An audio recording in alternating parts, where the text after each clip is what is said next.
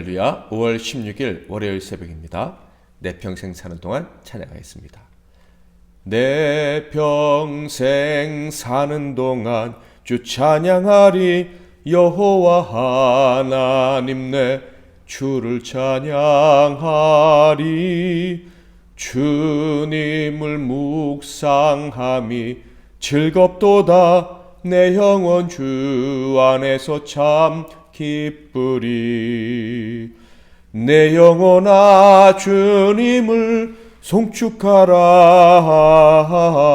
내 영혼아 주님을 찬양하라.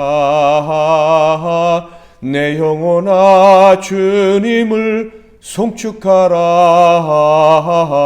내 영혼아 주님을 찬양하라.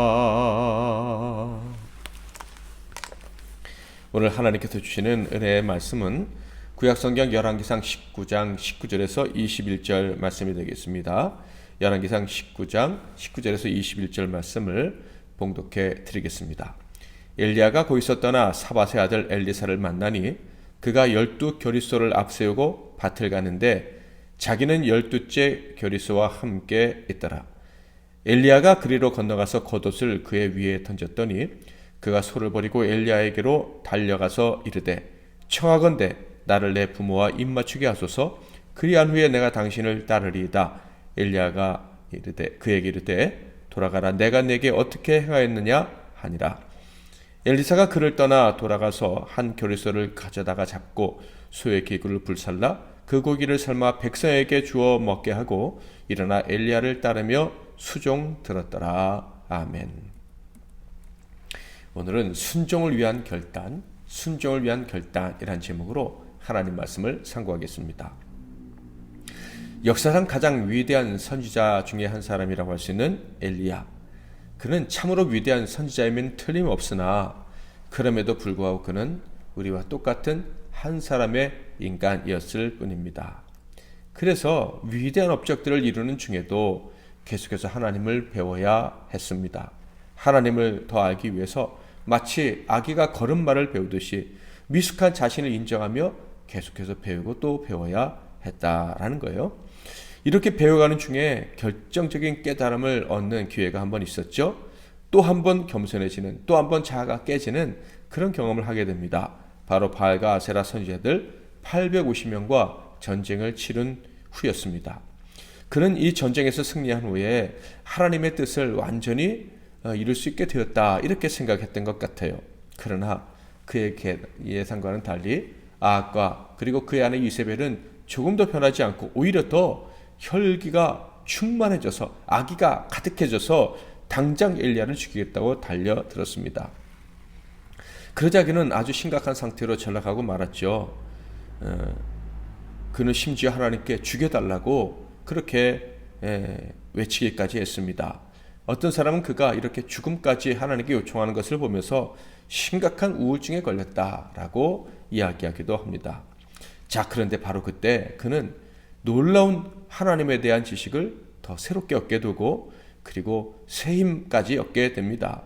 그때 깨달은 진리가 무엇입니까? 바로 모든 사역의 주체는 내가 아니고 하나님이란 사실. 알았으나 깜빡 잊었던 그 사실을 다시 한번 확실하게 깨닫게 됩니다. 그리고 더 나아가서 모든 일을 주관하시는 하나님은 그 일을 행하실 때 내가 아는 방법으로만 행하시는 것이 아니라 전혀 내가 할 수 없는 놀라운 방법으로 일하시는 분이시다라는 것을 깨닫게 되지요. 그러니까 엘리야 자기 혼자서 이런 일을 저런 일을 다 한 것 같았지만 하나님은 여러 사람을 통해서 일하고 계셨던 거예요. 비로소 그는 그 사실을 깨닫고 하나님 앞에 겸손한 마음을 갖게 되고 다른 사람들을 무시하는 이런 생각도 그에게서 온전히 내어버리게 되죠. 엘리야는요 하나님의 가르침에 전적으로 동의하게 됩니다. 자기의 무지와 무지로 인한 교만을 인정하게 된 것이죠. 그래서 하나님의 말씀에 즉각 순종할 수 있었습니다. 어떤 말씀입니까? 19장 16절 너는 또 님시의 아들 예후에게 기름을 부어 이스라엘의 왕이 되게 하고 또 아벨므올라 사밧의 아들 엘리사에게 기름을 부어 너를 대신하여 선지자가 되게 하라. 특별히 후계자를 세우시라는 이 말씀에 순종을 합니다. 함께 주의를 감당하게 될 동역자를 세워라 하는 명령에 엘리야는 즉각 순종하게 되는데, 더 이상 나만 하나님께 열심히 있습니다라는 그런 말도 안 되는 교만함과는 전혀 상관없는 사람이 되었다. 함께 하기 위해서 순종을 미루지 않았다라는 것을 알 수가 있어요. 다음 구절은 호렙산에서 새로운 사명을 받고 무장된 엘리야가 즉각 순종했던 그 모습을 묘사해 주고 있습니다. 19절. 엘리야가 거기서 떠나 사밧의 아들 엘리사를 만나니 그가 12교리소를 앞세우고 밭을 가는데 자기는 12째 교리소와 함께 있더라. 엘리야가 그리로 건너가서 겉옷을 그의 위에 던졌더니, 엘리야가 거기서 떠나 엘리사를 만나, 뭐 이런 말씀이 있는데요. 여기에는 히브리어 문법인 와우 계속법이라는 것이 사용되고 있습니다. 이 와우라는 말은 그리고 이런 뜻인데요. 그리고 바로 이어서 즉시 뭐 이런 의미를 가지고 있는 거예요. 그래서 와우가 계속되면 와우 거기서 떠나, 와우 엘리사를 만나, 뭐 이렇게 돼 있을 때는 그냥 지체 없이 계속해서 연속적으로 일이 진행되었다라는 의미인 거예요. 그러니까 엘리야는요, 호렙산에서 하나님을 만난 다음에, 명령을 받은 다음에 호렙산을 바로 떠나서 곧바로 엘리사를 만나서 그에게 후계자가 되라라고 하나님 말씀을 전했다 하는 거예요. 하나님께서 새로운 깨달음을 주시고 사명을 주시자 그는 듣고 지체하지 않고 순종했다라는 거예요. 얼마 전 원망과 좌절감에 사로잡혀서 하나님이 있으라고 하신 것을 그냥 마음대로 벗어나서 죽여달라 했던 때와 완전히 다른 모습을 볼 수가 있습니다. 그렇게 엘리사를 만나 엘리야는요, 그의 겉옷을 벗어서 엘리야에게 던졌습니다. 본문에는 엘리사 위에 던졌다 이렇게 돼 있어서 머리 위로 던져서 옷이 그냥 그를 덮어버리게 했나 이렇게 오해할 수 있지만, 우리나라 번역상 좀 이렇게 됐는데 정확히 말하면 그 곁에 던졌다 이런 뜻입니다. 이렇게 겉옷을 벗어서 한 사람 곁에 던지는 행위는요, 내 뒤를 이어서 직무를 감당해라, 내 후계자가 되라 라는 의미입니다. 고대 근동 사람이라면 다 아는 그런 행동이었다라는 거예요. 그러니까 엘리야는 하나님 말씀대로 엘리사에게 너는 내 후계자가 되라 이렇게 이야기를 한 것이죠. 자, 그렇다면 엘리야가 겉옷을 벗어서 엘리사에게 던질 때 엘리사는 어떤 상태에 있었습니까? 12교리소를 가지고 농사를 짓고 있었다 이렇게 돼 있어요. 한 결의가 2마리입니다. 그러니까 12교리소면 24마리의 소를 이용해서 농사를 짓고 있었다 이런 뜻인데, 이는 엘리사가 아주 부잣집 아들이었다라는 이야기입니다. 게다가 12번째 교리소를 가지고 농사를 지었다라는 말을 통해서 그는 아주 부지런한 사람이었다는 것도 알 수가 있어요. 여기서 또 다른 사실도 알 수가 있는데요. 엘리야가 엘리사를 부를 때까지 엘리사는 선지자가 아니었다는 거예요.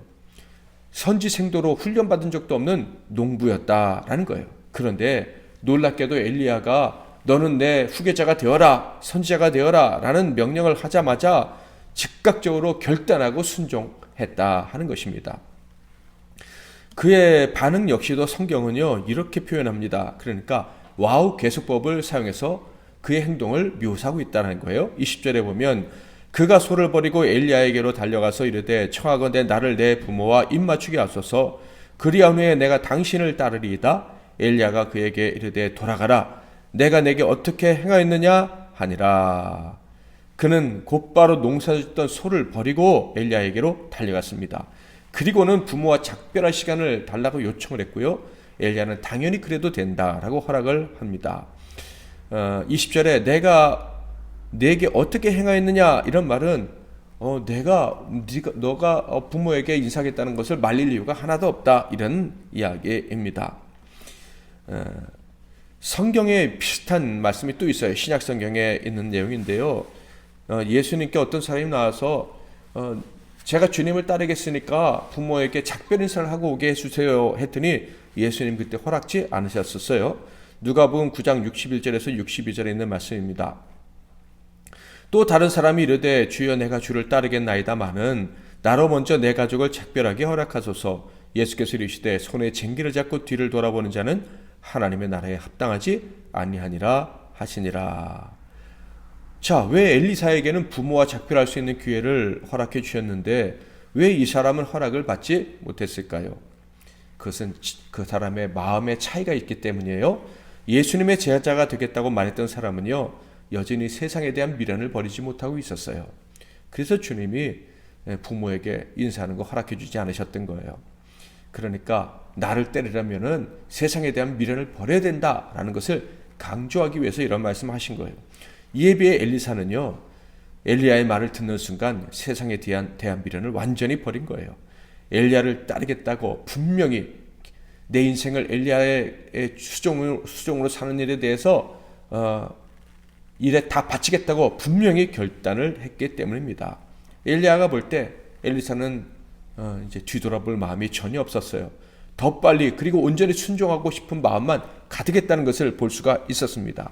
그래서 마지막 인간의 도리를 하고 따르겠다는 것을 막을 필요가 없다고 생각해서 허락을 했던 것이죠. 21절을 보면 엘리사의 결심이 얼마나 확고했는지를 확인할 수 있습니다. 엘리사가 그를 떠나 돌아가서 한 겨리소를 가져다가 잡고 소의 길구를 불살라 그 고기를 삶아 백성에게 주어 먹게 하고 일어나 엘리야를 따르며 수종 들었더라. 자기가 키우고 자기가 농사일 때 사용했던 소 2마리를요 다 잡아서 요리해서 백성들에게 나눠줬다. 그리고 그 소를 굽든지 익히든지 하는 때 사용된 그 장작을 바로 자기가 사용하던 농기구를 다 부셔서 그것을 불태워서 사용했다 하는 거예요. 그러니까 그는 순종하기 위해서 과거와 완전히 결별을 했다는 것을 알 수가 있어요. 이제는 오직 선지자로서 하나님과 엘리야만 섬기며 살겠다고 확고한 결정을 했음을 이렇게 표현을 했던 거예요. 그리고 그의 결단은 평생 취소되지 않았습니다. 그는 엘리야를 따르며 수종을 들기 시작을 했는데요. 수종 들었다는 말은 엘리야를 그림자처럼 따라다니면서 그를 섬겼다라는 뜻입니다. 과거 여호수아가 모세를 섬겼던 것과 같은 그런 모습이에요. 그는 부자였지만 부족함이 없는 사람이었지만 주의 이름의 부르심을 받고 순종하기로 결단한 이후에 부를 것 없던 주인의 삶에서 종의 삶으로 그냥 내려가 버렸다 하는 거예요. 후회 없이 그 삶을 살았는데요. 엘리야가 세상을 떠나기까지 그렇게 엘리야를 섬겼어요. 어느 정도로 섬겼는지는 아마 아실 거예요.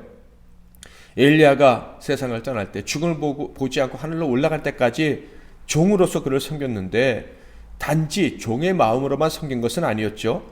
동역자로서 또한 섬겼습니다. 엘리야처럼 하나님의 영광만을 위해 살기 원하는 열정으로 엘리야를 섬겼습니다. 그래서 그에게는 목표가 있었어요. 분명한 목표. 최소한 엘리야처럼은 되어야 된다라는 목표예요. 할 수 있으면 엘리야보다도 더 열심히 하나님을 섬겨서 백성을 구원하여 하나님께 영광 올려드리고 싶었어요. 그래서 엘리야가 승천할 때 끝까지 매달리며 다음과 같이 소원을 아뢰입니다. 열왕기하 2장 9절에 있는데요.